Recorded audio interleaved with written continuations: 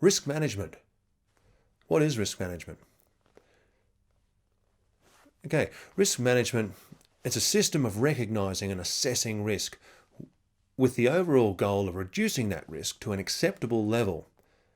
And you do that by implementing measures to minimize that risk. Risk management is composed of 4 parts.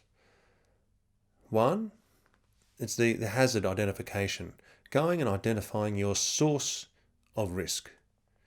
What's going to cause the problem? Ascertain, characterize, document those sources, and start documenting those. The second process is analysing those hazards and then starting looking at the likelihood of that occurring and the consequence of that. Third, we need to start looking at control measures.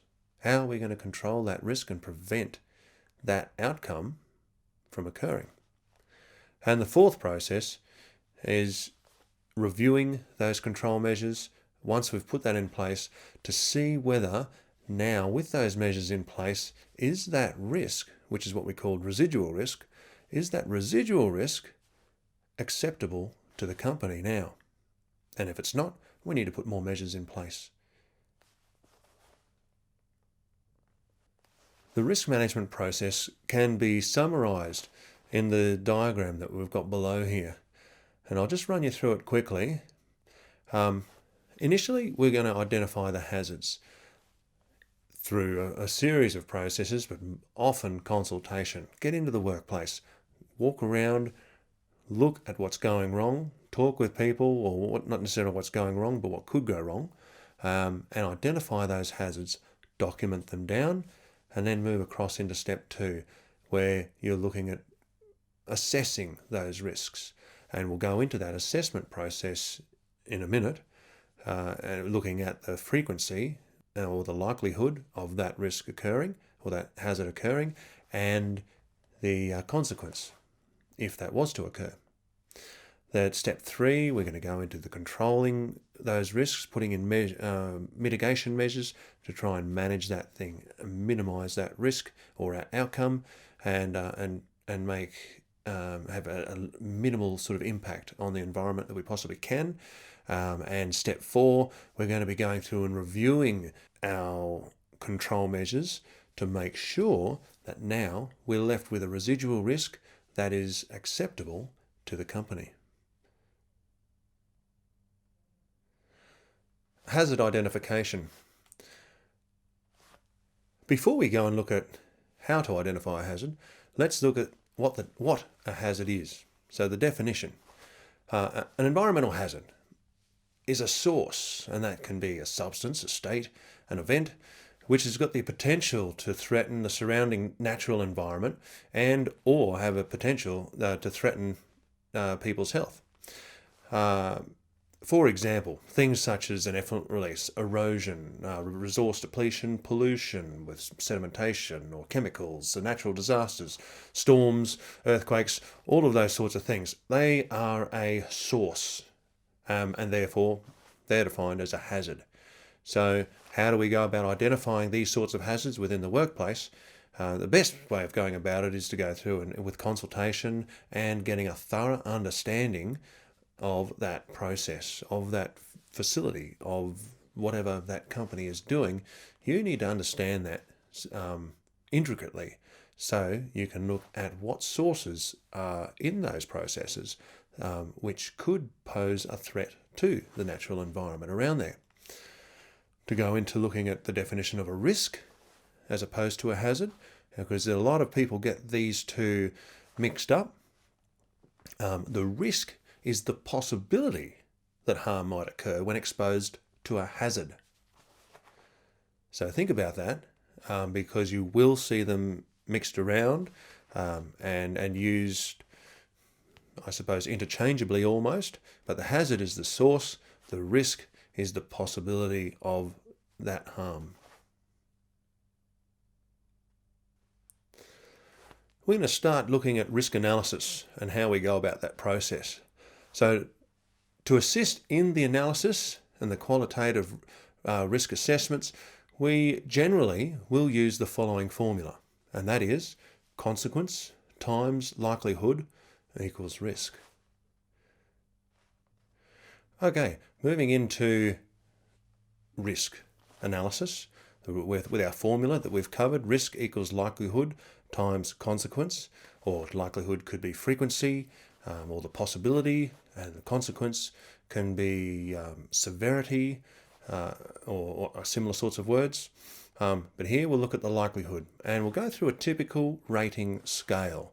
So looking at the table below, we've got a rating of 5 going down to 1. And so we'll start at the bottom at 1. We've got the likelihood of something occurring, which is rare. And people can and do put a percentage on there. I haven't put a percentage in this example, but you will come across different scales with a percentage. So rare might be in that bottom 5% of occurring, or even less, 1% of occurring. 2, it's unlikely that it's going to occur. People can, I think they probably put 5 to 20%. That sort of a level of something occurring. It's unlikely. 3, it's possible that it could occur. Okay, so that's up through past 50% and maybe up to 60 odd percent likely. Number 4, people can say, okay, that's, if it's likely, it's going to be 70, 80, possibly 85%. It's likely to occur. 5, almost certain. Okay, 90, 95, 100. So that's the typical way of going about designing a rating scale. Consequence. We'll look at the typical consequence or severity scale, and similarly to the previous, the likelihood scale that we had before. It's got a rating of 1 to 5 as well, and it goes through negligible, mild, moderate, severe, and catastrophic. And if you look there, you'll go through and you can read for yourself the different descriptions of possible impacts that can occur. In this process, it is very important to clearly define those different levels within that severity scale. So I will just touch on it briefly. A small, localized environmental impact, minor injuries, no fines, no downtime, minor costs. You'll notice in there that it's not just environmental, because these risk assessments generally will cover far more than environmental risk. They'll cover all risks within the company. These severity scales will go through, and I'll say from an environmental point of view, we've got a localized environmental impact. They'll be clearly establish the parameters so that if an event occurs, you can go back and refer to this table and say, it falls into this scale. We've got a mild event occurring in this case. And then we can go through using the next couple of steps where we go through a few tools. You'll then be able to work out what that risk rating is for that hazard. Quantifying risk. In this case, we're going to use a risk matrix. Now, as sort of indicated, there are many ways to quantify risk. And this is one way, this 5x5 matrix. This is the most common form that you'll come across, but yeah, believe me, you'll find it in all sorts, shapes and sizes. So you'll notice on our 5x5 matrix, which is on the left-hand side of the page, on the side we've got the likelihood of something occurring, and we've got the consequence across the top. And so they're scaled 1 down to 5, of which come out of the previous couple of slides that we've looked at. On the right-hand side, it goes through with the color coding and shows the low risk, the medium risk, and the high risk, and it has an action assigned to that on the right-hand side of that little table. Now, that will change depending on the company that you're working for, or that the situation that you're in. Different companies have their own, and so you can go ahead, you can replicate this, you can use a very similar sort of a thing, you can search the net and you can find any one of the thousands that are on there and use those. However, a lot of companies have their own, and I'll just walk you through what those colors mean now. and how we use this risk matrix. It's a simple, you'll see the numbers that are allocated throughout that matrix, and you'll notice that they're a simple function of multiplication of what's on the on the x-axis and the y-axis, on the other, on the side, and on what's on vertical and what's horizontal. And so if we go through the likelihood, something that's got a likelihood of 1 occurring but a consequence of 5 gives us a risk rating of 5. Something that's got a likelihood of 4 occurring with a consequence of 3 will give us a risk rating of 12. Now, what those numbers mean, we move across to the table on the right-hand side, where we can see down that risk rating, up in the green on the top, we've got a low risk, and that's of anything less than 4. Then, in that medium risk rating, we've got the 4 to 10, and that high risk rating, we've got anything above 10. And as I just stated before, this is all dependent on the company that you're working for. However, generally, the areas indicated from from 1 to 3 that are in the green, that risk is considered acceptable to the company. So if we've got an event, or if we've got a hazard that we've done a risk assessment on, and we've identified that it's got a risk rating of 3, it's got a likelihood of 1, so it's really unlikely to occur, and but it's got a medium level sort of consequence. Because of that, it gives us a risk rating of 3, and we can look at that and think, okay, at this point in time, this risk is acceptable to the company for this activity. We don't need to go through any further mitigation processes. We'll just monitor it as we go, and there might be a supervisor on site who will monitor that risk, be aware, and make sure that that doesn't escalate. However, if that risk has a much higher likelihood, let's say it's got a likelihood of 3, and it's got a consequence level of 3, so it gives us that risk rating of 9. And we go through, then we look in there, we're in that yellow band, so we look at what action do we take here, or do we need to take. That risk level, 9, it's an unacceptable level of risk to the company. So there is further mitigation required, so we're not allowed to start that activity, or that task, or that process. We need to go through further risk management, abatement, mitigation. We need to go and put these processes in place to reduce that risk level down so that it then ends up going back into the green. So in which case you will go through a process of consultation and investigation, looking into how you can reduce those risks, assign those management measures to it, and then you'll go back and you'll do a further risk assessment. You'll come up with your residual risk rating, which is what you do after you've assigned your control measures, and that residual risk rating, we're hoping, is going to end up in the green band. However, in a case where you can't get that risk down below 4, and so it remains in that yellow band, there is that note in the bottom of there that it requires a manager approval to proceed. So the company might accept that, okay, we've done absolutely everything within our means to reduce the risk to its minimum.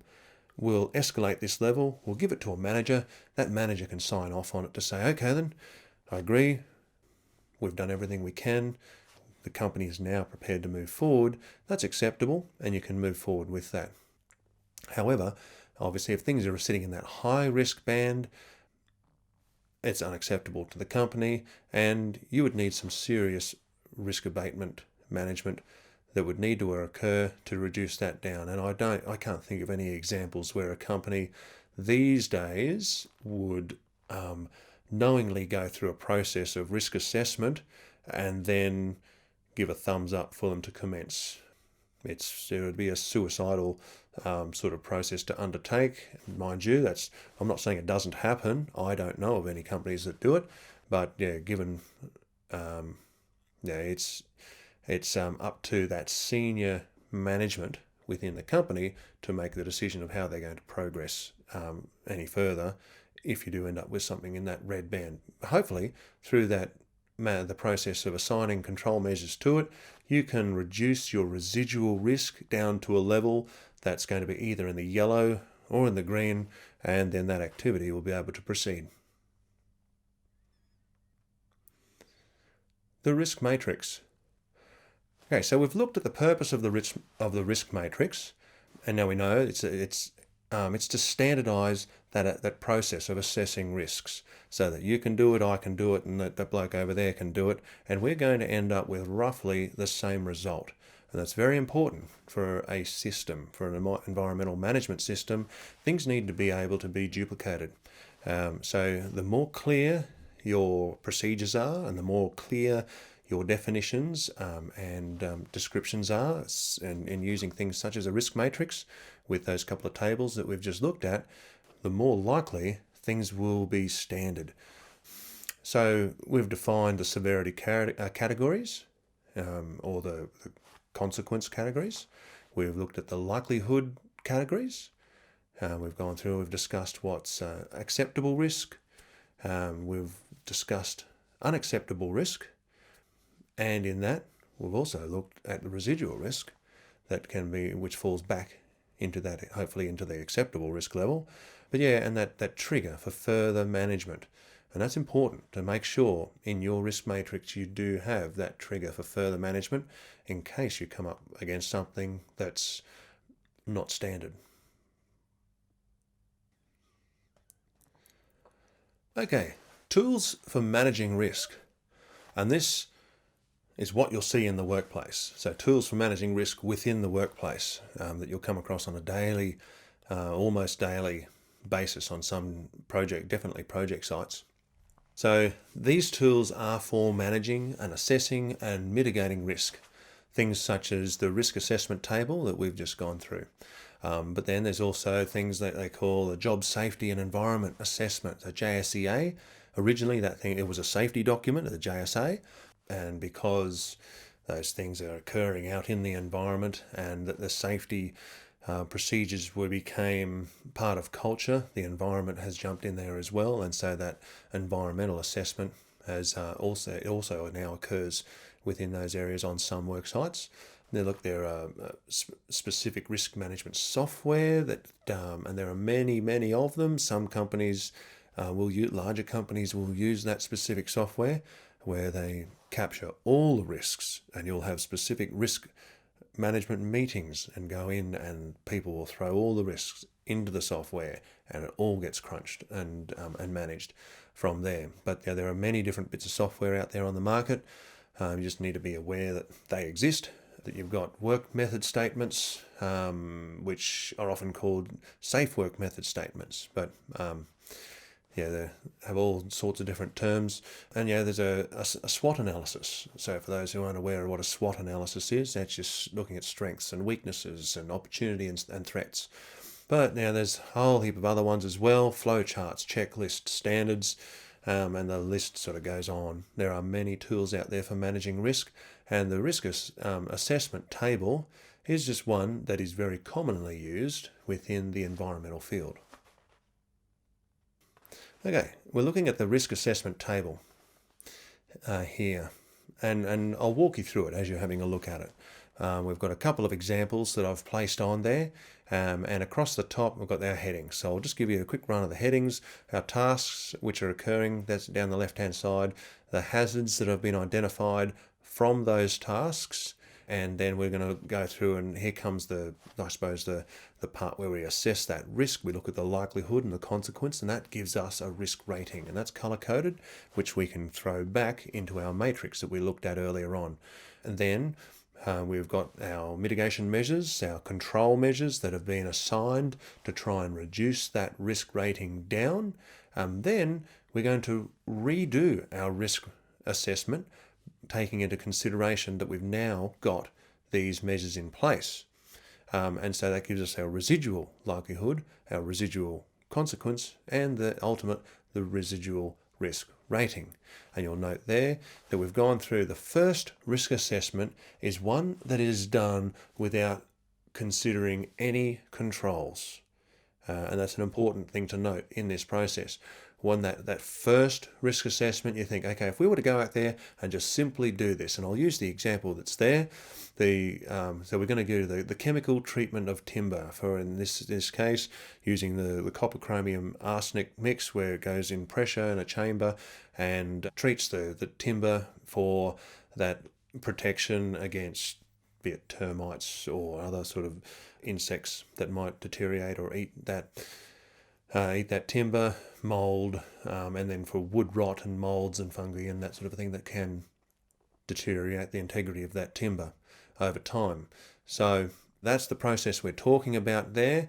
And so one of the hazards that is identified in that process is a spill or release to the environment. Copper, chromium and arsenic are not desirable to release into the environment. So we're not going to do it. It's a hazard, and so let's manage it. So let's look at that. The likelihood of it occurring, if we don't have any measures in place, the likelihood of someone having a bit of a spill while they're pouring and mixing and adding and putting it in, it's fairly likely. And over time, it's going to happen. So I've given it a 5. The consequence. Now, if we go back looking at the consequence rating of that, we're not going to have a catastrophic sort of consequence over time. And if lots of people were doing that, it could end up being a catastrophic. But in this case, it's in a single, we're only talking about assessing our activity. So that consequence of spilling a highly toxic chemical is going to have a significant impact. So I've given it a 4. And so therefore, when you go through and you multiply that 5 and the 4 together, it gives us a risk rating of 20, which sits us right up in that red band. And if we remember back before, that red band is an unacceptable risk to the company. I know no companies that would allow that level of risk to occur without going and putting mitigation measures, or in any case, but we need to put mitigation measures in place. So we've assigned a few mitigation measures there to help us reduce that level. And so all the handling of that chemical is to be within a abundant area. So it's going to be, if it was spilt, if we had someone making a terrible mess of themselves in there, it would be spilled, it would all be contained, it's not going to run out. And it's a big bund. So the likelihood then of any spill, even just with that first mitigation measure, the likelihood of that occurring now, we've really significantly reduced any risk of that material being spilt outside there. So we're going to have spill kits and response material equipment. We've got personnel trained and appropriate signage. We're going to have audits on our system to make sure that things aren't occurring outside. And there's a whole heap more measures that we can look at putting in place. But in going through that process, we've really now reduced our likelihood of spill. Let's consider the consequence. If that material was still spilt, the result would be the same as before. I couldn't reduce that residual consequence rating down. If one of the measures in there, we decided, let's not use that material, that chemical, let's go and get a substitute chemical which gives us the same result, but it's a far less toxic chemical to the environment, then we could go about reducing our residual consequence.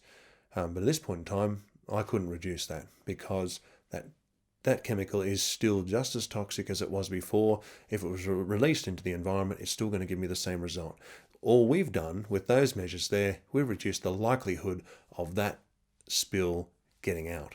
So we've got a likelihood now, a residual likelihood of 1, and we've got a residual consequence of 4, and we multiply that out, and that gives us a residual risk rating of 4. In this case, the company can go through and assess that risk and think, okay, we've put every measure we possibly can in place. We need to use this chemical still for this reason. So that's an acceptable risk to the company. We look at the second example. It's in a similar situation as well. Clearing of timber, we're going to cause, without any measures in place, we're going to have injury, mortality occurring to wildlife. Likelihood of that, if we're pushing timber down, it's very likely. And the consequence, now here, we're sort of looking at going back into our consequence rating tables. The rating I could give that out of that was 2. I don't know, no one likes killing those various animals. But when we start looking at on that overall scale, it gives us a consequence of 2. So that 5 and 2, is that it's an unacceptable risk? Is the company prepared to accept that? If we go ahead and smash timber and leave injured and maimed animals running around, we're going to have a nasty public backlash. So we're not expecting, if we only look at that side of things, ethically we don't want to do it as well. So from the company's point of view, that's not acceptable. Let's put some measures in place. So I've listed a few mitigation measures there in place, and now we've come down and we've reduced our risk level there down to an appropriate level. And the company is now able to accept that level of risk in the residual risk rating, and we can now move forward.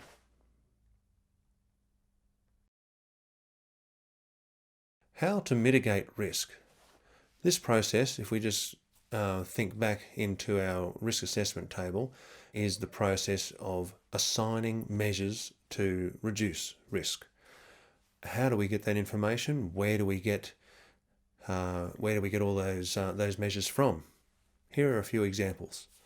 You're going to obtain information, and you can go looking for that information yourself, and you can go and ask others and learn from what's around you. But you're going to look at places that you can go looking, include legislation and regulations, license conditions, industry guidelines, and Australian standards. All of those things will have and do state what needs to be in place for certain activities, so for them to go ahead, and they ultimately are control measures or mitigation measures. So from your point of view, you need to consider that source and look at the associated energy that's in that activity, or that's with that hazard at that source. You might be able to place barriers up, you might be able to remove the hazard altogether, those sorts of things. And they're all in information that's already specified. Another example is going about complying with and or implementing company procedures. So if you are working with a system that's already in existence, then those management plans should, and absolutely should, be going through and listing out measures that should be in place for certain activities. If you're the person developing those plans, then you might be able to look at what other companies do. Go and have a look through other documents and see what's been done before. And that falls into the next part of researching other projects and how they managed risk. What people have implemented throughout the industry can become the benchmark or an industry standard, and you can gauge yourself on that. Are you going above and beyond that, what other people have done? That sets you above that industry standard. So there are a couple of examples of going about finding how to mitigate risk, but in today's workplace as well, you'll generally find people who are doing those activities will already know how to manage those hazards and reduce them to a certain degree. Talk with experienced operators and pose questions. So, okay, we've got this risk here. There's a hazard from this activity. What can we do to stop it? Talk with people, and you'll be surprised the ideas and things that people can present. Within the process of managing risks, there is a hierarchy of controls, and it's something that we need to apply when we are going through the process of assigning mitigation measures. So measures for treating risk, and I start at the first one as being the most optimal or the most preferred, and the last one, number 4, as being the least preferred. We need to try and do 1 wherever we can and do 4 only if we have to. So avoiding that risk up front is obviously taking out that activity altogether. Do we need to really do this? If we don't need to do it, let's not do it, because it poses a big risk, and it gets rid of the problem altogether. That's not always possible. So we might look at reducing the likelihood of harm and or the likelihood of harmful consequences by modifying that source. Okay, so let's look at putting in controls at the source that might prevent either reduce the likelihood or reduce the consequence of that sort of a thing occurring. That might be things like putting in sediment fence to try and catch sediment and prevent it from going down into the creek, or looking at putting in erosion control measures further up the hill to prevent the dirt from moving in the first place. So, reducing the likelihood of harmful consequences. So the third point then is reducing the consequences by modifying the susceptibility and or increasing resilience. So that's talking about looking at the receiving environment. Okay, so it's something that's far less common of modifying the susceptibility, but in the case of dealing with noise, we might look at putting measures in at the sensitive receptor site, or providing compensation for those sorts of things. And then we go on to number 4, which is by retaining the risk and accepting that, but planning to manage its consequences. It's sort of like asking forgiveness instead of permission, and it's a far less recommended option. And one I wouldn't necessarily say that it's the optimal one in most situations. Here's a risk matrix that I've used on a project before. You'll notice it's a little bit different to the one that I've shown you before. It's got an additional colour in there indicating another control band, and that was just particular for the company that I was working for at the time. And then you'll notice down the bottom there, it goes through an explanation of this health and safety levels or the categories of consequence, the environment. It goes through all of those. It defines the legal and then also the likelihood, and it clearly articulates each band so that you know where, if an event occurs, where it's going to sit in there, and you can easily assign that risk or that likelihood or that consequence. You can easily assign it a number. I'll let you have a read through that, and we can discuss that further in the class. Here's an example of a risk assessment table that I've used on a project, and I want to present it as a little bit different to the other example that we've looked at. In this case, the hazard that was identified, and actually this is a good example of where the client in this case already had set terminologies that they had within their system, and so you'll notice that hazard and risk are used a little bit differently in the way in which I've used in the examples prior, and the reason for that was simply because of the company procedures. However, I would prefer and recommend that everyone use that other process that we've nominated. But if we look in here, the hazard, or in this case, I would call it the task that was the activity that was being conducted, is the clearing in a marine area. And I would have said that the risk or the hazard occurring there was the loss and the fragmentation of the littoral vegetation within that marine environment. Now, we've gone through and we've looked at the likelihood and the impact and then the risk rating, and we've ended up with a risk rating of 12. But the thing there I want to note is that the likelihood is 3, whereas previously we were able to reduce the likelihood of that thing occurring. We've gone ahead and we've put a heap of measures in place, acknowledging that that activity was going to go through there and it would result in a loss and fragmentation or fragmenting of the littoral vegetation. So the likelihood doesn't change even though we've gone and put all those measures in place. So we've still ended up with a residual likelihood of 3. However, in this case, they've decided that they've reduced the impact or the consequence that's going to occur to it.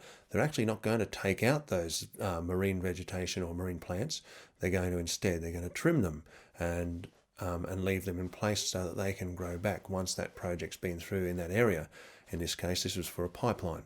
And so here, we've been able to go through and reduce our residual impact or our residual risk down to a very low level. But that likelihood was still going to occur. You'll find that your ability to be able to reduce the impact or the consequence is not as common as the ability to be able to reduce the likelihood. However, this is a good example for you to have a look where we have been able to do that in this case, and we've ended up coming up with an acceptable risk level and go ahead and do that activity. Here's another example from that same risk assessment table on that project. And in this case now we're looking at the hazard, the activity being the disruption of bank and bed stability as we go through and conduct. It's a pipeline crossing, and so we're crossing a creek in this case.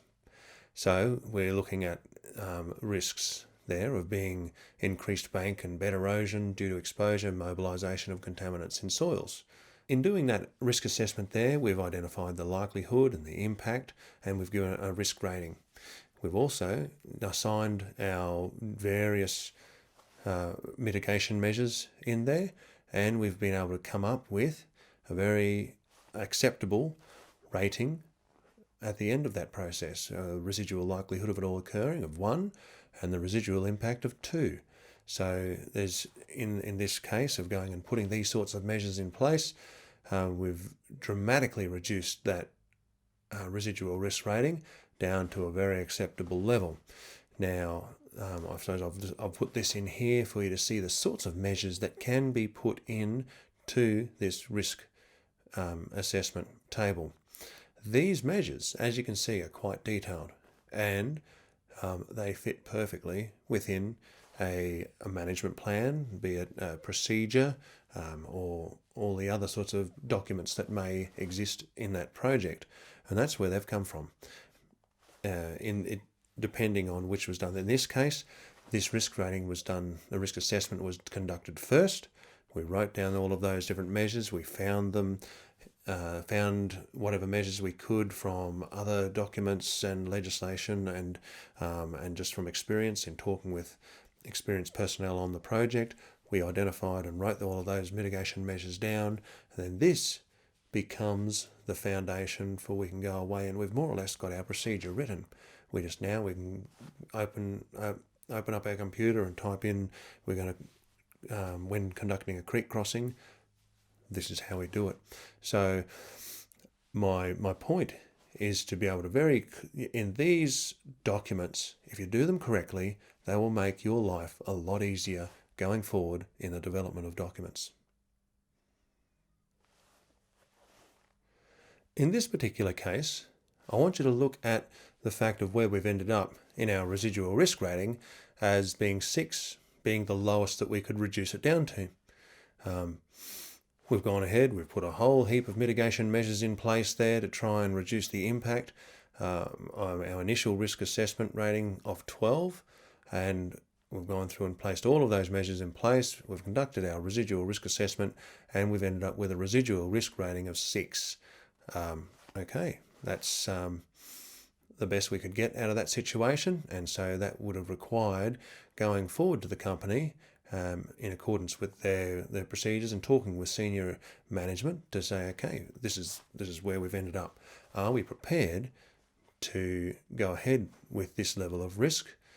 Is there anything else that the company could do to manage risk in this situation? And in this particular case, various industry experts were able to look through there and decide that, okay, we've put everything that we possibly can in place. There's nothing else we can do within our scope of work or within our power. And so therefore, that's a risk that the company is prepared to take to move forward in this process. In this final slide, we've gone through and we have identified our hazard. We've conducted our risk assessment. We've identified our likelihood, our impact, and our risk rating, assigned a risk rating. We've assigned a lot of mitigation measures in there to try and reduce the risk that will occur. And we've ended up with probably, it's a fairly standard result in this process now. We have been able to reduce our likelihood, but we haven't been able to reduce our impact. And that's generally what you find on most risk assessments. It's far easier to put measures in place to reduce the likelihood, and it's just a bit less common. to be able to reduce the impact generally. So in this case, we've got our residual likelihood of the risk. It's been reduced down to a 1. The residual impact has remained at a 3, which is what we identified before.